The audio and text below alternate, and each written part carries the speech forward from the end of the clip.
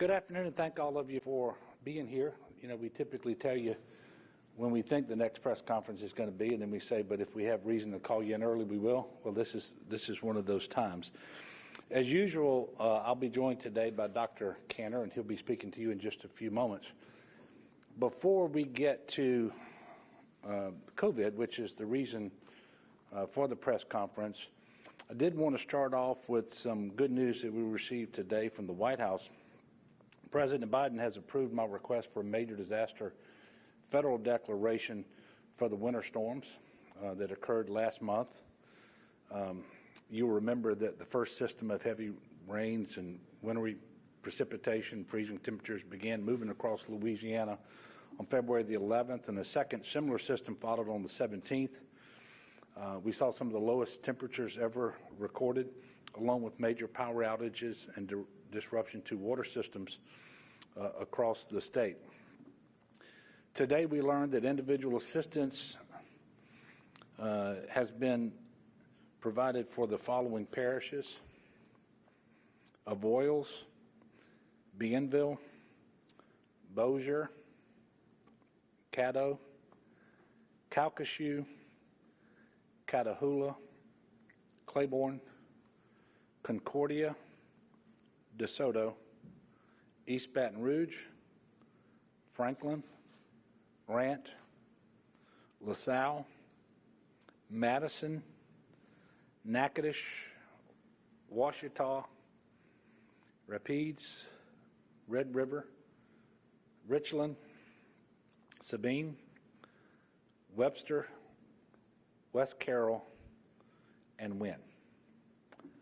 That's a lot, and we still have 8 parishes that we requested assistance for. Those requests are still pending.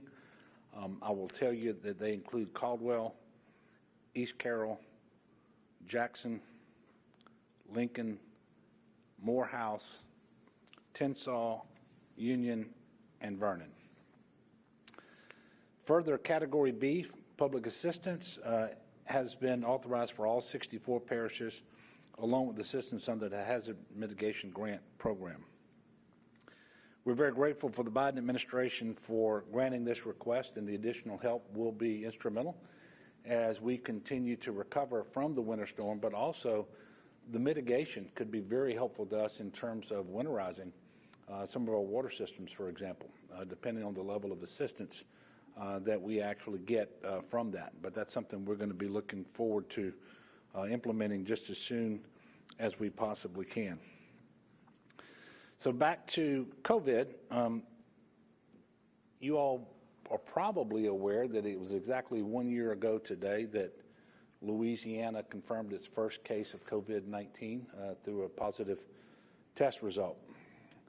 Since then, there have been more than 430,000 cases in Louisiana, and more than 6.1 million tests have been administered. And you can remember how hard it was to get the testing program up and running. We just didn't have the test available to us.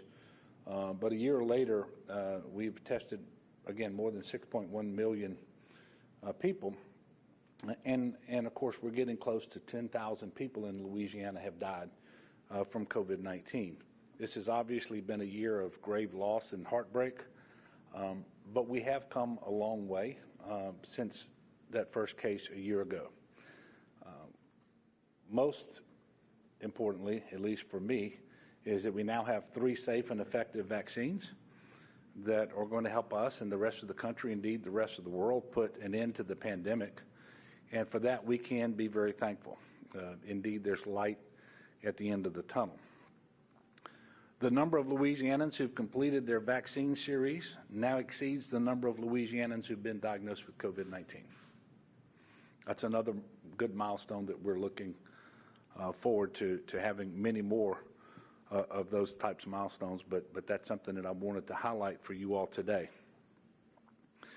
And today we're announcing an even greater expansion of vaccine eligibility. Probably the worst kept secret in the history of secrets. Actually, it wasn't a secret at all. And when you have as many providers as we have in the program, who are eligible and approved by the CDC to receive and administer the vaccine. Anytime you're making changes, you have to be communicating that up and down the line.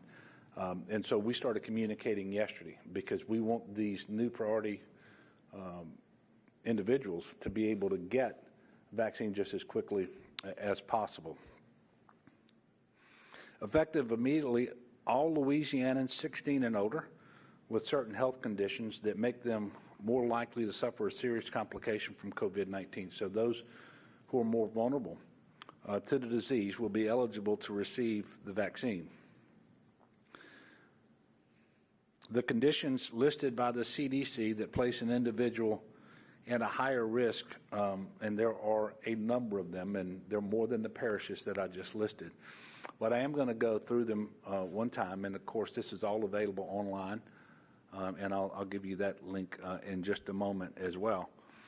But these comorbid health conditions that make people more vulnerable to the disease are asthma, cancer, cerebrovascular disease,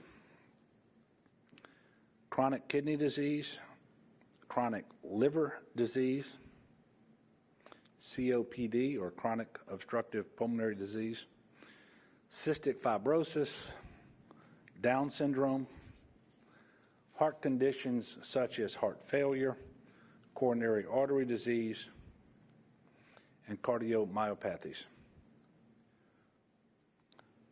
Hypertension, immunocompromised state, that's a weakened immune system from solid organ transplant, immunocompromised state from blood or bone marrow transplant, immune deficiencies, HIV, use of corticosteroids, or use of other immune weakening medicines. Other conditions include obesity, severe obesity, overweight, pregnancy, pulmonary fibrosis, severe neurologic conditions such as dementia, sickle cell disease, smoking, type 1 diabetes, type 2 diabetes, and a blood disorder, thalassemia.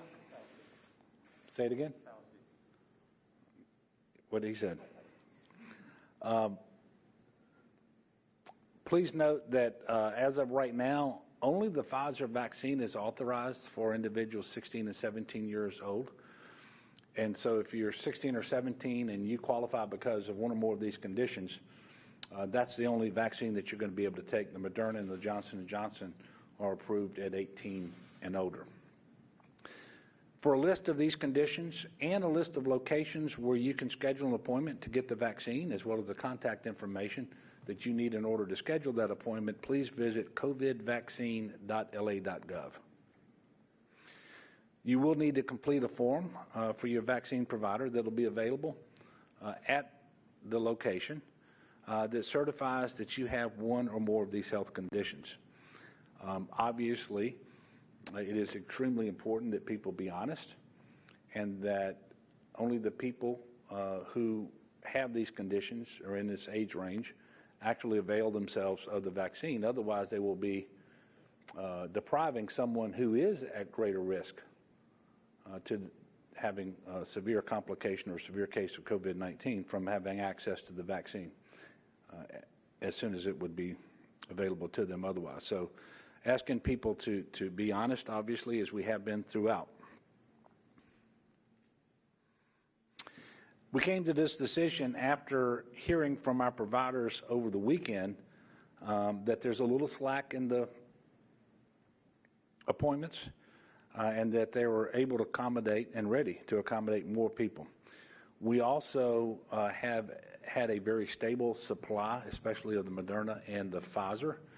So we feel comfortable about what's coming ahead. And then Operation Warp Speed has told us, and I'll be speaking with them again in just a short while, that that those amounts are going to be steady going forward. And then eventually, probably towards the very end of the month, we will get an additional allocation of Johnson & Johnson as well.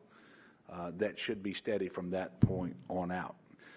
So the availability of the vaccine is such that it's the right thing to do and the time to do it. I do want to remind people that appointments are always required for a COVID vaccine. But it's not just that the supply of vaccine has become stable and actually increased over time. It's also the fact that when you look at our gating criteria baseline numbers, whether it's percent positivity, cases, hospitalizations, and unfortunately deaths, they've all become stable. So we're no longer getting better, not getting worse, with the possible exception of Region 5, and we announced that to you all when we made the change to the current restrictions and mitigation measures in the proclamation. So we've stopped improving, and in every previous instance when that has happened, there was another surge. We don't want there to be another surge, and we certainly don't want any increase of cases to be among those people who are more vulnerable. So that's one of the reasons that we're doing this right now as well. And then the last part of this is we know that here in Louisiana and across the country, a larger percentage of cases are being driven by the variant strains of the coronavirus, particularly the one from UK, the B117. And we know that it is more easily transmitted, and that by itself means it's more deadly because there's a certain percentage of people who get COVID that are going to die. The more people get it, the more going to die. But it's, in addition to being more transmissible, it is also more virulent. And so we are literally in a race against transmission of the virus, especially the new variants. And so that's one of the reasons that we wanted to expand these eligibility for the vaccine at this time. So it is good news that we're able to do it, and we didn't want to wait. We would normally wait and do this after the weekly press conference as it is regularly scheduled, but our goal is to not have any vaccine sitting on a shelf any longer than is absolutely necessary. And so this new priority that I'm talking about is effective immediately. That's another reason we had to communicate with all these providers yesterday. With the increasing presence of the more contagious, more virulent strains of the virus, it also underscores what we told you all from the very beginning. Our primary goal in establishing priorities for vaccination would be to preserve hospital capacity and to save lives. And that is why we are working with individuals with the comorbid health conditions that predispose them to a poorer outcome should they contract the virus. This is fully consistent with what we've been telling you all along.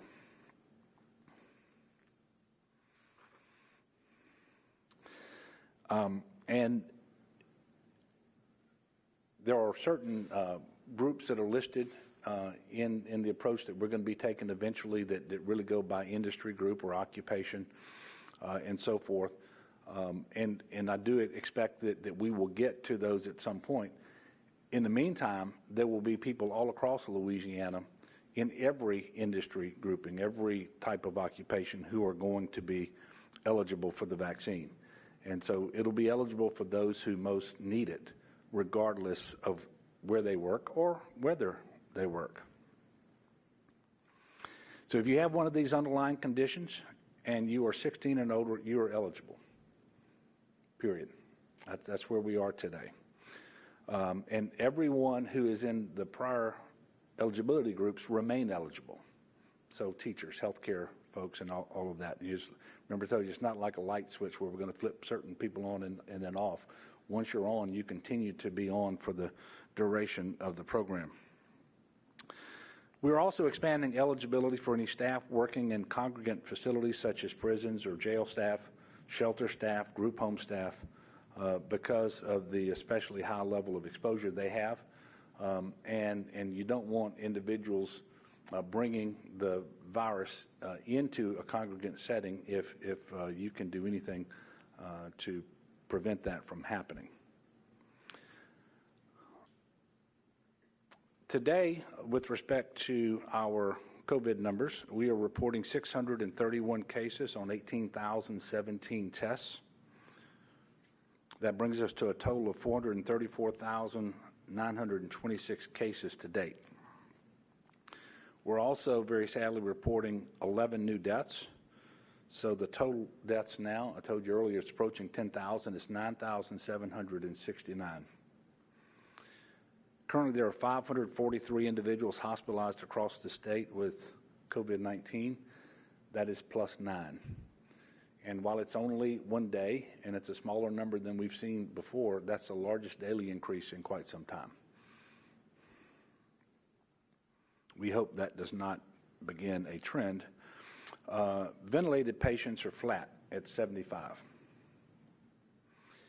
As you know, yesterday the CDC put out new guidance on activities that fully vaccinated people can safely resume. I know that's going to be welcome news for a lot of people. It also can be confusing, and I think it's a function of human nature that sometimes people hear what they want to hear in this guidance. And so we're going to ask Dr. Cantor in just a minute to come up and kind of walk through that and what it means in layman's terms. But what we know is the more people who get vaccinated and the faster this happens, the more life will return to normal. And we're certainly not back at normal yet, but this is some really good news as we start moving in that direction. And in fact, I think I'm going to ask Dr. Cantor to come up now and go through that and some other information with you. And if you don't mind, while he's at the podium, if you've got questions for him, go ahead and ask them. And then I'll be back on the other side of his presentation.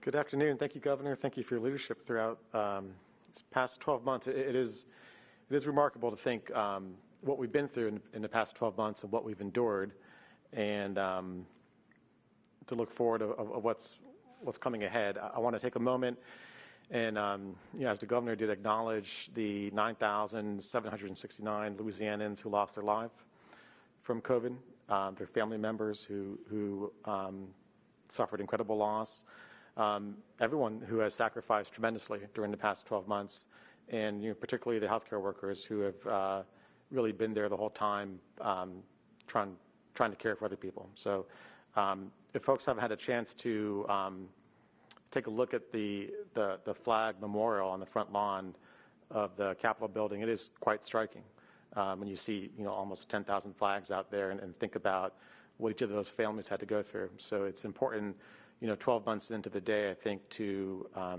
recognize that. I also think it's important to recognize that we have better days ahead. There's no question about that. With the vaccine rollout going well, with 3 very efficacious, very safe vaccines, and now with new guidance giving us some more latitude of what we can do with our families and friends once we do get vaccinated. All of that is really encouraging, and I anticipate these type of welcomed advances to continue in the weeks and a couple months ahead. So with that, I'm going to talk a little bit about what the CDC announced yesterday. This is very welcome news to all of us. We had been hearing from Dr. Fauci for a couple weeks now that he felt it was about time that he kept referring to grandparents being able to hug their grandkids. And I know he's very happy about this news. He shared that with us the other day on a phone call. So the CDC announced three things that people who are vaccinated, fully vaccinated, can now do. So I'll walk through those things. It's important to say what fully vaccinated means. Fully vaccinated means you are 14 or more days out from completing your vaccine series. So if that's Pfizer or Moderna, it's 14 days out from that second dose. If it's Johnson & Johnson, it's 14 days out from your one and done dose. You're not fully vaccinated until you've completed those 14 days after getting that last or that single dose. Once you are fully vaccinated, number one, if you are gathering in a small group with other people who are fully vaccinated. You do not need to mask, you do not need to distance. So an example of if a grandparent comes over and grandparents fully vaccinated and the family they're visiting are fully vaccinated, then they don't need to mask and distance as long as no one in that group is showing any symptoms.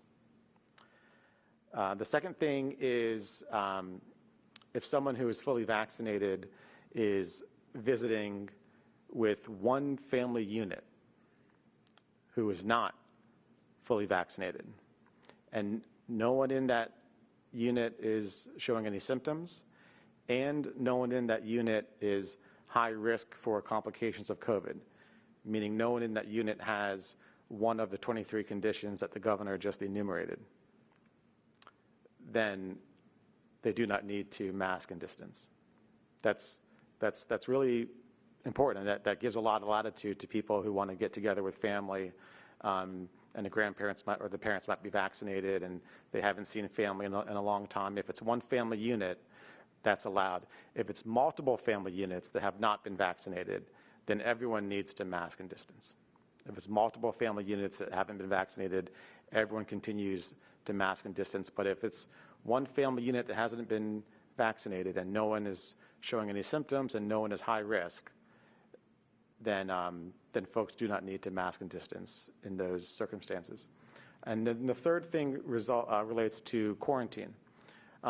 Previously, up until yesterday, the CDC advised that people who are fully vaccinated, should they come in close contact after becoming fully vaccinated with someone who's positive for COVID, have 90 days, at which point they don't need to quarantine, and after 90 days, they would have to go quarantine again. They've lifted that 90-day recommendation.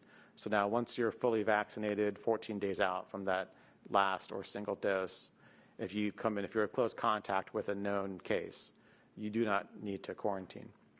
This is the result of really two things. Number one, there is now a growing body of evidence, not conclusive, but a growing body of evidence, a lot of data from the UK, a lot of data from Israel, showing that vaccine not only prevents that individual from getting sick or dying, but it prevents also or reduces the chance of asymptomatic infection and the chance for transmission to others.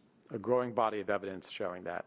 Something that we presumed and certainly hoped, but we're waiting for the data to come in.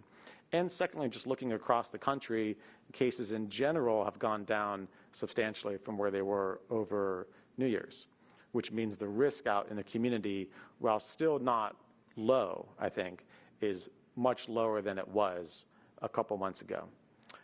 The CDC also is cognizant that it's important for people to get some semblance of normalcy back.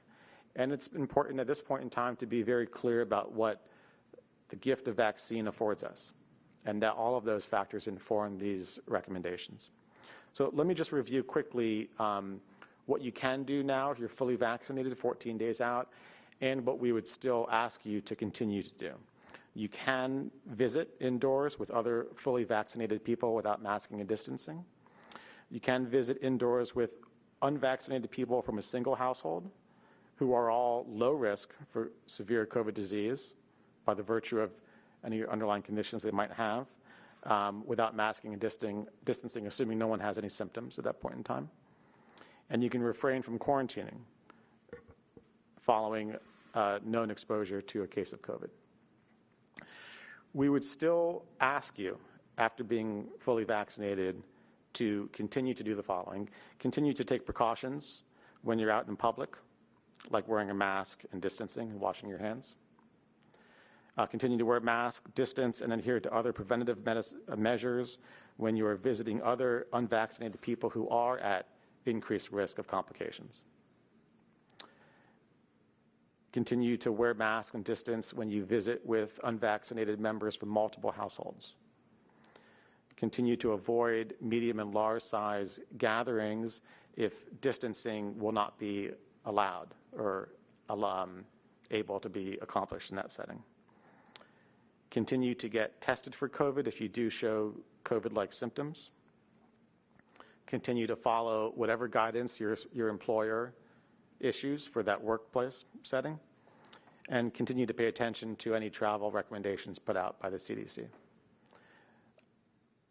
I will say these guidelines are general guidelines. The guidelines of this nature are never going to be absolute. So if a particular family has particular concerns about an individual or specific health concerns for anyone involved, or just concerned in general, it's never wrong to be more conservative, never wrong to be more safe, never wrong to mask and distance if you want to be extra careful. But again, I think this will allow families who are vaccinated to get a little sense of normalcy back, and it is nice to have these announced, so close, one day shy of our 12-month anniversary, which is what the CDC did. I wanted to also give an update. We've added some new visibility to the COVID vaccine dashboard that will now allow people to get more granular information, not just on a state level, but by region and by parish as well. So by region and parish now, you can go on to the COVID dashboard on LDH's site and see total number of people vaccinated, both initiated the series and completed the series, and you'll be able to see racial demographics for both of those two measures. What we're going to be looking at with increasing frequency going forward is honing in on particular areas in Louisiana and trying to see where we need to do more work to get the vaccine out. We're going to be able to see which parishes or which localities have a larger coverage of people vaccinated, which have a smaller coverage, and that's going to inform where we put resources.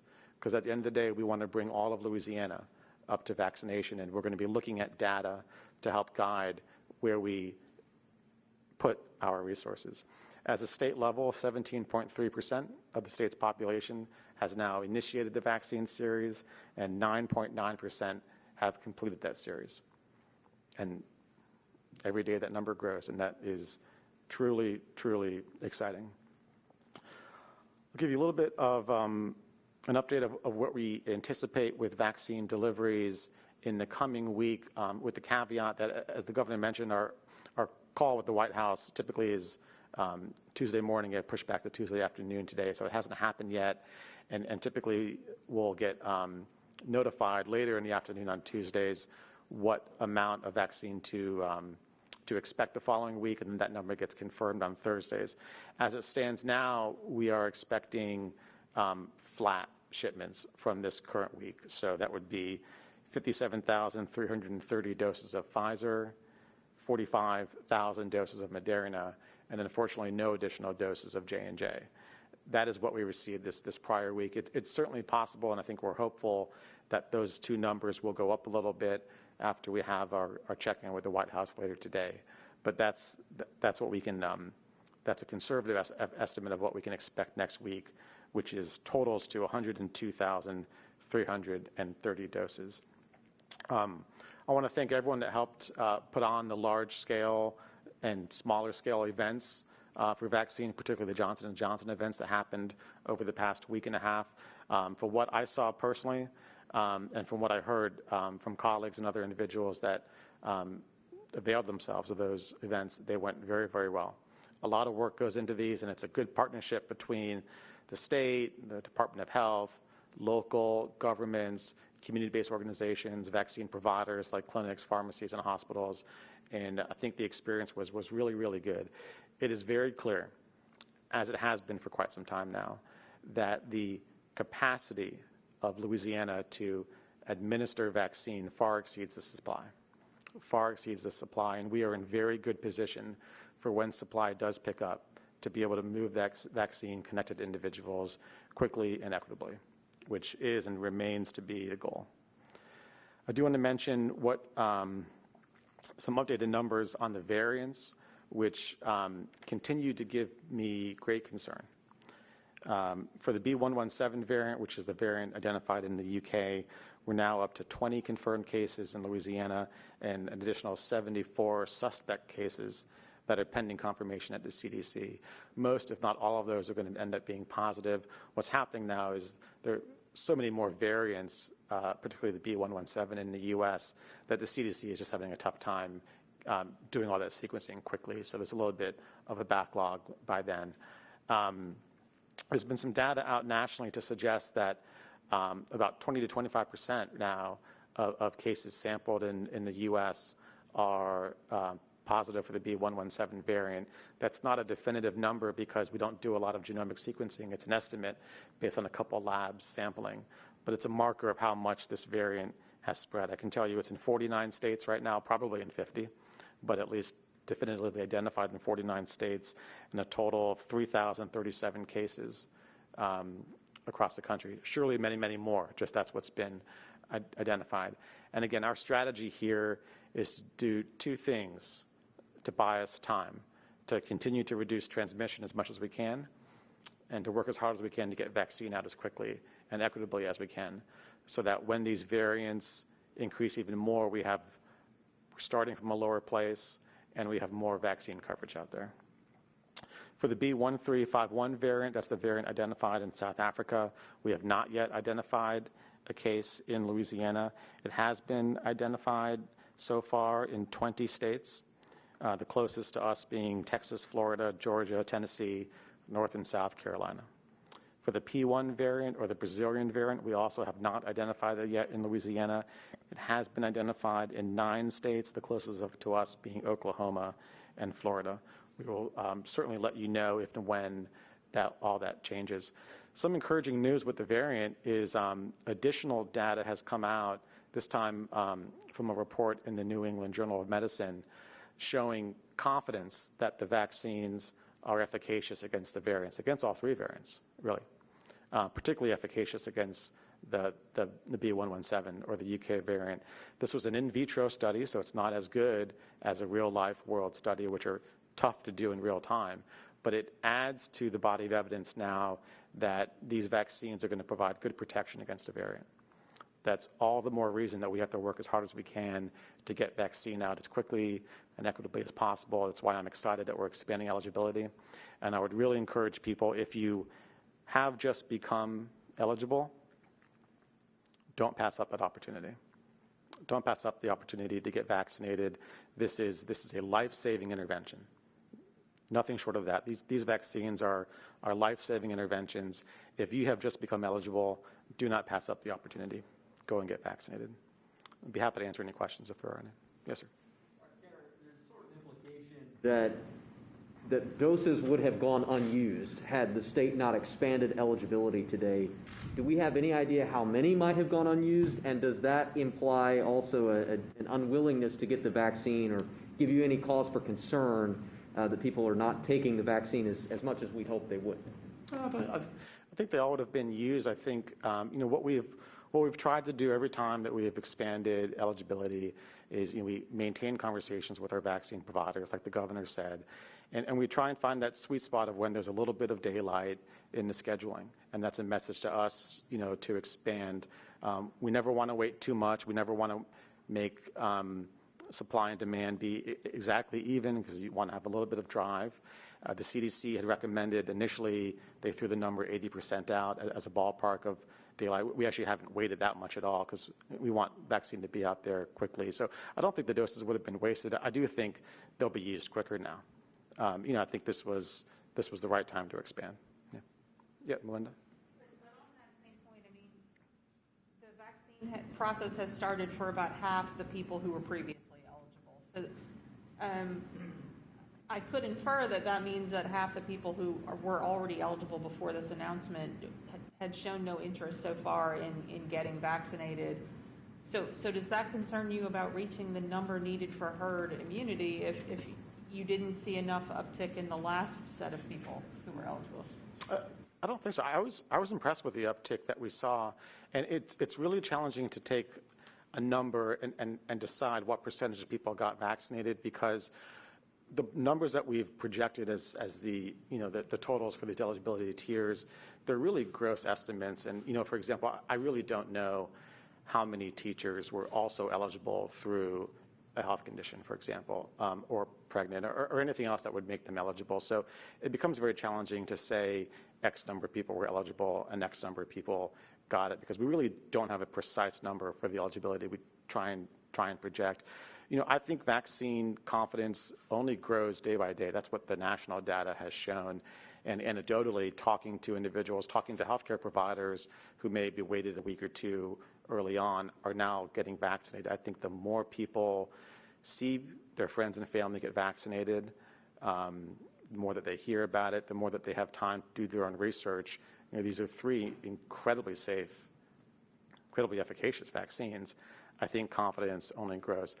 I am not concerned that we are going to be hindered in our ability to get to where we need to go. I do think we have to work hard. And part of that is getting the message out. There'll be more on that coming. Part of that is working closely with our community-based groups and really creating opportunities for people to have conversations, to get questions answered. I think we have to work hard, but I'm 100% confident that we will get there. Yep, yes, sir. Taking that caveat that you said about predicting how many people fall into these categories, do you have any idea how, what this expansion means for how many people are now eligible? I really don't, because we don't have great data of how many people have 2 or more of those conditions. So I wouldn't even venture to put a number to it. Yes, ma'am. I know you said it depends on supply, but are we months out from, say, creating a drive-through vaccine with National Guard event like that? Oh, no. No, that happened this past weekend. There were drive-through vaccine events with National Guard this weekend, absolutely. No question. I think what Operation Warp Speed and the White House have projected is sometime in the middle of May, they think supply and demand will meet head-to-head, meaning that they phrase it that there'll be enough vaccine for everyone. But make no mistake, with the vaccine that we get, we've held a number of different types of events, from very small community events at a church or a community center to a senior living facility to even very, very large drive-through events like the one at the Shrine on Airline, formerly Zephyr Field, which is a high efficiency, high throughput drive-through. And we know down the road we're going to need all of those. We'll need the big events, we'll need the small events, and we'll continue to need our vaccine providers like clinics and pharmacies, hospitals. Yes, sir. Edwards as well. Feel free to both answer. Clearly this is news in itself, in its own right, by far. But what do you say to the level of symbolism, if there is one, that 1 year to the day, here we are? Yeah, that's not lost at all. And I think these have been 12 really challenging months, and we've lost a lot. We've suffered and sacrificed a lot. But, I think we will come out of this stronger. As I said in the beginning, I truly believe there are better days ahead. And to have these 3 vaccines available right now is an absolute gift. And we're going to use that to the maximum potential. Yeah. Last question, yeah? Do you know how many vaccines have been wasted? And then also, do you have an estimate for how many prisoners meet these criteria? I don't have an estimate for the prisoner question yet. Total wasted to date out of roughly 1.2 million doses that have been administered is 1,483. We did have a couple instances of waste that were tied to the storm a few weeks ago, and people couldn't get on the roads. There was some power outages, those sorts of things. So yeah, 1,483 is the number we're at right now. And I do want to let people know, I think there might be some misconfusion out there. The vaccine providers have gotten very good at not wasting doses at the end of the day, for example. So, if a certain number of doses are taken out to prepare for an event, they're pretty good at taking out only the number that they can get through. And if there's a few numbers left over, that's when it's completely acceptable to go outside of the eligibility range to make sure that the doses don't get wasted. And from that regards, it's been really effective. Thank you.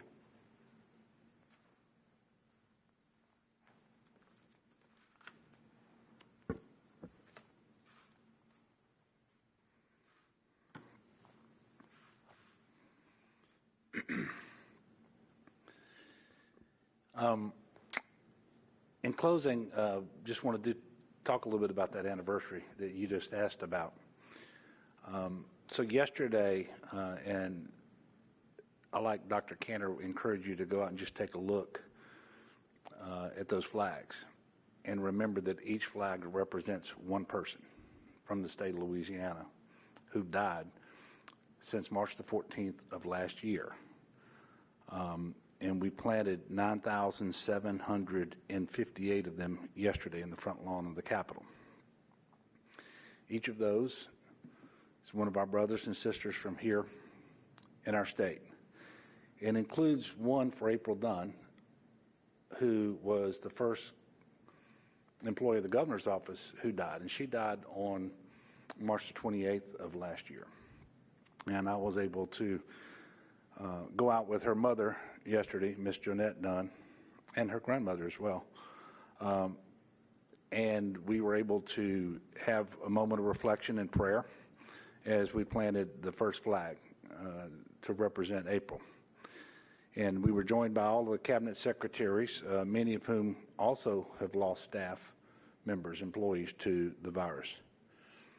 And so every one of those flags represents an empty seat in somebody's home somewhere, and also an empty place in many people's hearts. Today, we will plant 11 more.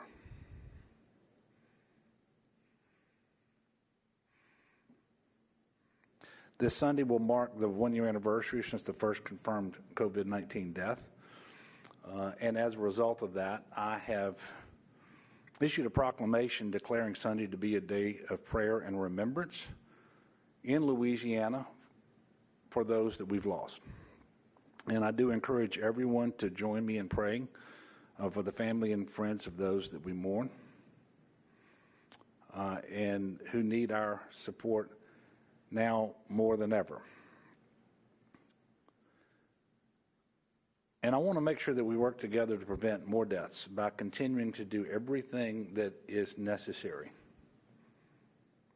to slow the transmission while we speed the vaccination. That's how we get out of this, and that's how we get out of it with the least amount of people having to go to the hospital and the least amount of people who will die. So it's important that we wear our masks, that we social distance, that we wash our hands, stay home when we're sick, and get the vaccine when it is your turn. I'm going to take some questions, but I did want to address a couple of things that you all raised because I want to make sure there's no confusion. When you ask whether a vaccine doesn't get used if an appointment isn't made or kept, that vaccine will be used. It's not going to be wasted. We don't waste vaccine because someone doesn't make an appointment or because an appointment doesn't get made. The challenge for us is we want to use that dose as soon as we possibly can. And so if an appointment isn't kept, then perhaps there's a delay in putting that dose into somebody else's arm. And so that's really important to us. But it is not wasted. I don't want anybody to and that's not what you said. But I want to make absolutely sure people understand that we are not wasting doses out there when people don't show up or people don't make an appointment.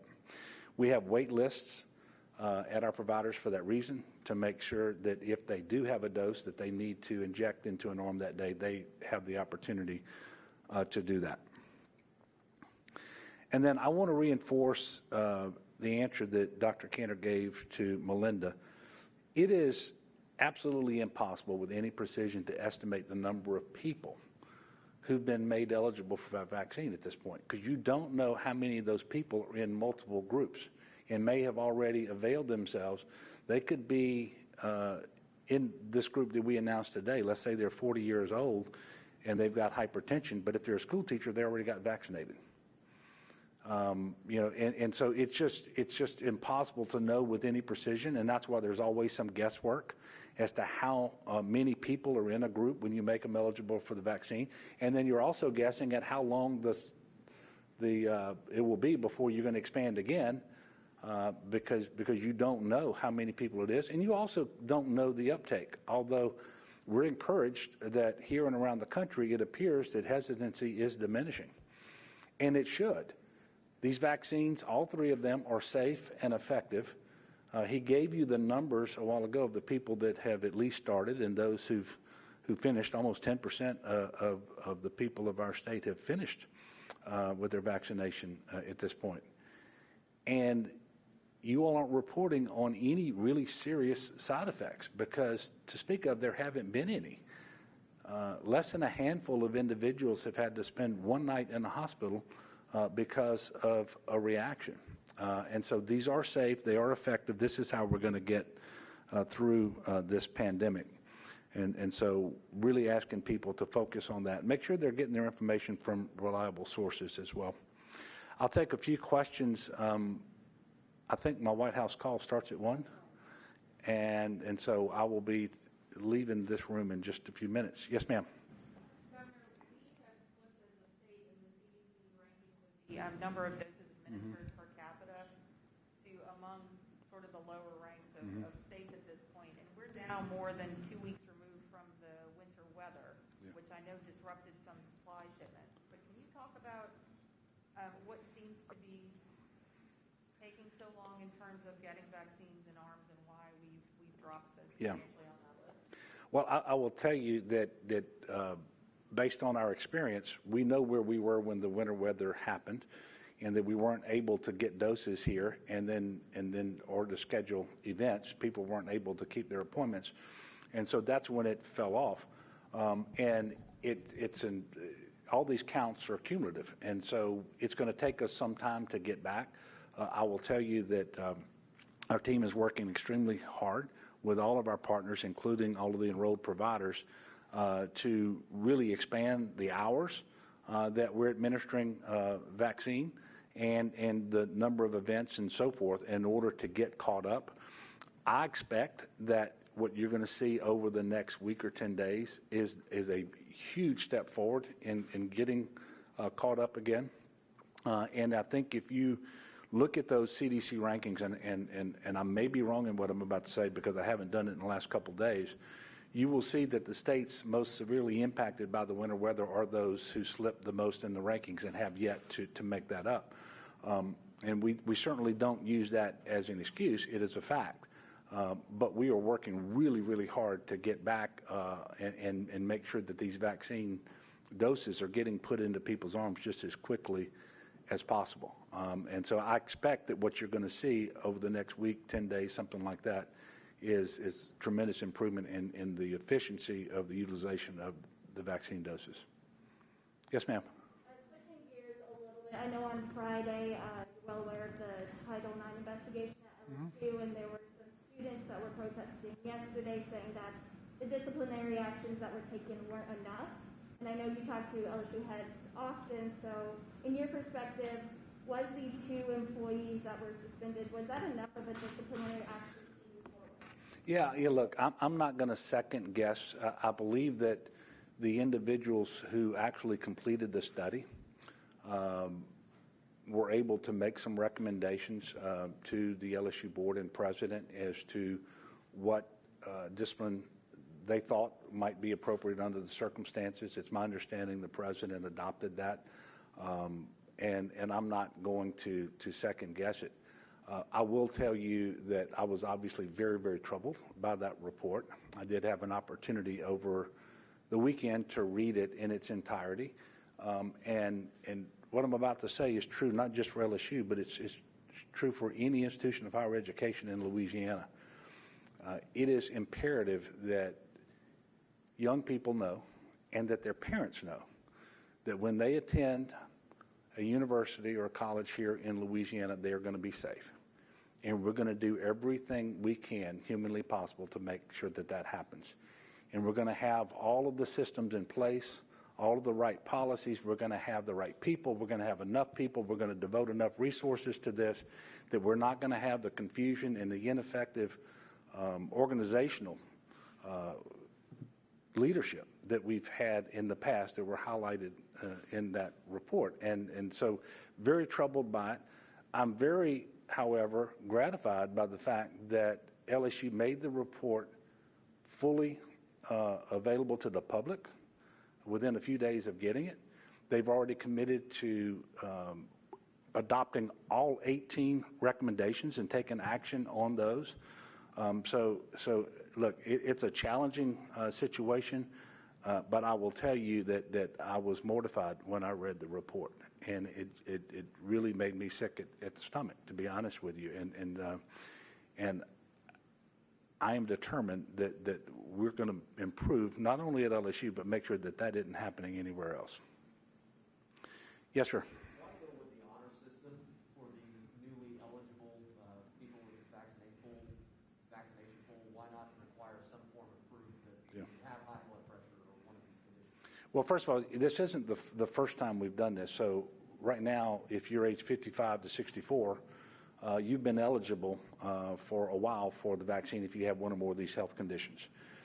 And that process has worked well. And so we're going to continue it. If you don't go with self-attestation, then you're going to require all of these individuals to go to a primary care physician or some other medical provider and get a report and then come back and get in line, and that would be terribly inefficient. You're putting another barrier between individuals and the vaccine. And we're trying to do this in a way that eliminates as many barriers as possible. And I certainly haven't inventoried the approach being taken by all 50 states. It is my understanding that all, or practically all, when they go to health conditions, they're doing it on this basis, because anything else would just create tremendous inefficiency. It would slow the process down, and it would put another barrier, especially between the underserved population and the vaccine. And we're not going to do that in Louisiana. But we want Louisianans to be good neighbors, and that means you don't get the vaccine before you're eligible for it. And certainly that's something that we're going to continue to stress. Yes, sir. You talked about the decision to, or some of these underlying conditions, you know, pretty expansive, some of these smokers being overweight, or what went into that decision?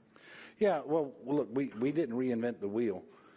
These comorbid health conditions have been listed by the CDC and emphasized for a long time.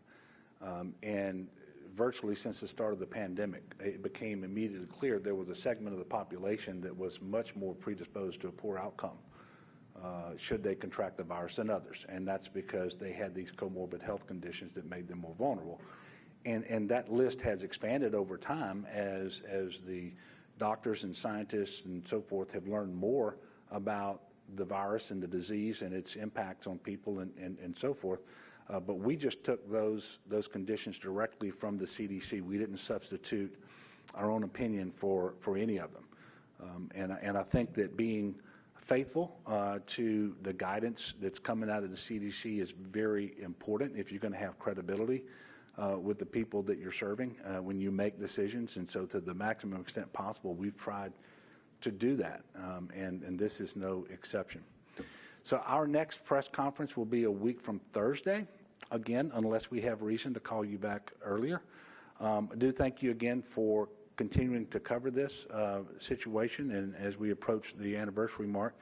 And I want to close out by again asking people this Sunday on March the 14th to observe a day of prayer and remembrance for all of those whose lives have been lost to COVID-19. And we have a lot of individuals out there whose life may not have been taken by this disease, but their health remains severely compromised, and they are not back to normal. And so we need to remember them as well. And then let's make sure that we're being thankful at the same time. You know, we're told to make sure that we rejoice always, pray unceasingly, and give thanks in all things. And we can be thankful for the vaccines. We can be thankful for our healthcare workers. We can be thankful for a lot of things that are coming to bear right now on the anniversary of the start of this pandemic. So let's do that together. Let's get through this as best we can, as soon as we can. That happens by people wearing their masks, distancing, washing their hands, staying home when they're sick, and getting vaccinated when they're able. So thank all of you.